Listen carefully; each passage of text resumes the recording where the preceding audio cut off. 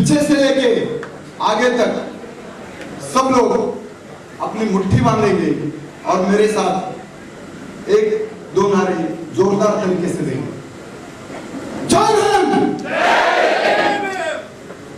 कुछ आवाज नहीं आ रही है, आवाज में कोई दम नहीं है। थोड़ा सा अपने आवाज में दम लाइए, अपना दम खम स्टेट को दिखाइए कि आप लोग इस सभागृह में किस लिए आए हैं। इसलिए फिर एक बार जोरदार जय हिंद, लाल सलाम, लाल सलाम, रोहित वेमुला अमर रहे, डॉक्टर बाबा साहेब अम्बेडकर साहब। दोस्तों, रोहित की शहादत इस देश में विज्ञान की हत्या है। जब जब हमने नई बात की है, विज्ञान की बात की है, जब जब इस देश में विज्ञान की बात हुई है, विज्ञान की बात करने वालों की हत्या हुई। चारवाक, लोकायत, तुकाराम, दाभोलकर, पानसरे, कलबुर्गी और जो बंदा विज्ञान का साइंटिस्ट बनना चाहता था, उसकी भी हत्या हुई। तो जब जब विज्ञान की बात करोगे, जब जब नए की बात करोगे, जब जब परिवर्तन की बात करोगे, बदलाव की बात करोगे, तब तब आपकी हत्या होगी। लेकिन इसके बाद कोई हत्या ना हो, इसके बाद कोई हत्या ना हो, इसके लिए हमें जागरूक रहना चाहिए और इसके लिए हमें याद करना चाहिए हमारे शहीदों को, हमारे उन क्रांतिकारी शहीदों को, साथियों को जो हमें विरासत में मिले। तो चलो पहले याद करते हैं उनको। मेरे दोस्त याद करो,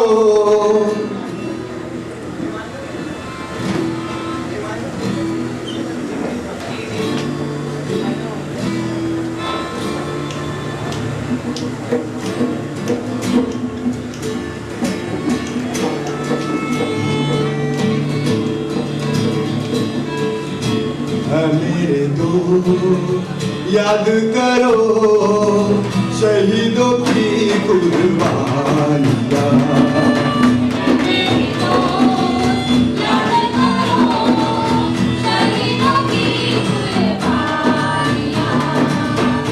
मेरे दोस्त याद करो शहीदों की कुर्बानियां।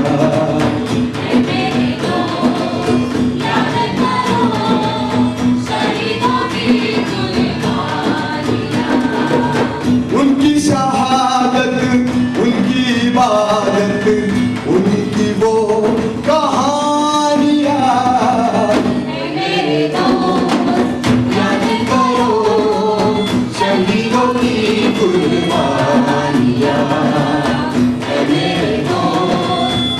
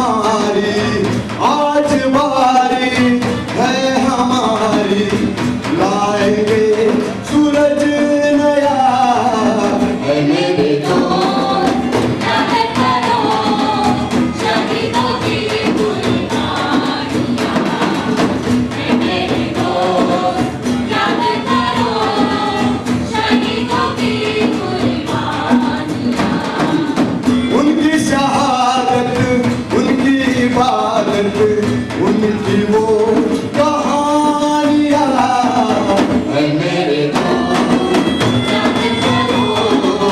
शहीदों की कुर्बानियां है मेरे याद करो शहीदों की कुर्बानियां शहीदों की कुर्बानियां शहीदों की कुर्बानियां।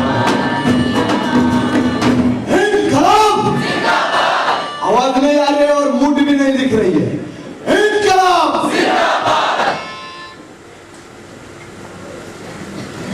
साथियों, हमें सबको क्रांति प्रतिक्रांति का इतिहास सबको बहुत अच्छी तरीके से पता है।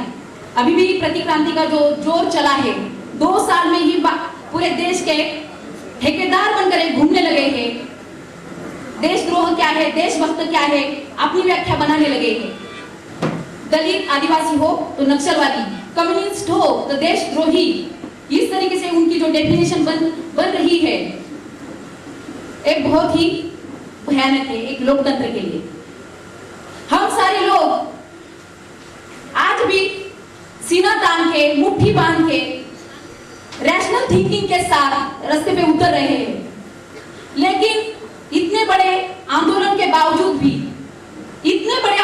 बावजूद भी हम एक हैदराबाद यूनिवर्सिटी से एक अप्पा राव को निकाल नहीं पा रहे। तो इससे हमें महसूस हो रहा है, सभी को महसूस हो रहा है, सिर्फ मुझे अकेले को नहीं, यहाँ जो सब यहाँ बैठे हैं सबको महसूस हो रहा है अच्छी तरीके से कि ये युद्ध एक बहुत खतरनाक तरीके से हमारे खिलाफ चला जा रहा है। ये युद्ध सिर्फ पेन से नहीं है, ये पेन से लेकर बंदूक तक हमारे खिलाफ खड़ा है। और इस युद्ध को हमें कैसे पराजित करना होगा, इसलिए बहुत जोरों से तैयारी करनी पड़ेगी। और इसीलिए इस युद्ध के आतंक को, इस युद्ध की भयानकता को समझकर जो लोग आज यहाँ खड़े हैं, जो एकजुट होकर रास्ते पर उतरने के लिए तैयार है, उन सभी साथियों को मेरा लाल सलाम। और इस युद्ध के पीछे जो एक विचारधारा है उनकी, वो है एक जातिवादी विचारधारा। ये जातिवादी विचारधारा, ये जातिवाद हजारों सालों से हमारे देश में है। इसको हर एक रूप अलग अलग रूप में हमारे सामने आ रहा है, हम उसे परास्त नहीं कर पा रहे। तो उसके कारण क्या है, ये भी हमें ढूंढने होंगे। हम सब मिलजुल कर आगे बढ़ रहे हैं, आगे बढ़ते रहेंगे। और इस एक गीत के साथ, गीत का नाम है हजारों सालों से, जो एक जाति व्यवस्था है, इसके खिलाफ एक गीत लिखा है दीपक धिंगले ने। उस गीत के साथ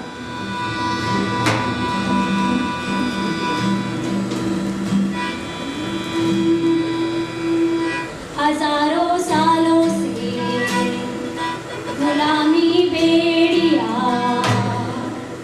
चीख कर कहती है चाहिए चोर। हजारों सालों से गुलामी बेड़िया चीख कर कहती है चाहिए चोर। तोड़ दो जाति की जंजीरें, वक्त अब मांग रहा भरपूर छोड़। तोड़ दो जाति की जंजीरें, वक्त अब मांग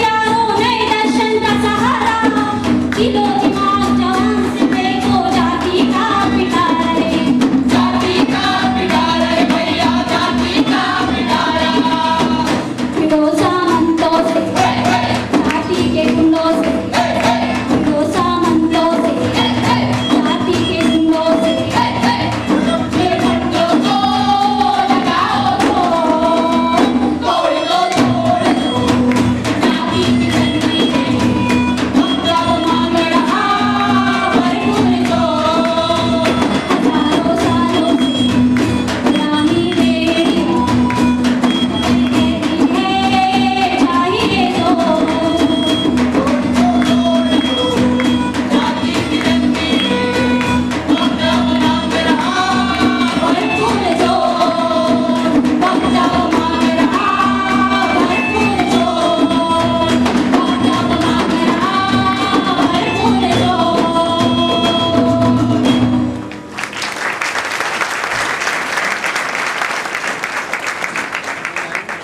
दोस्तों,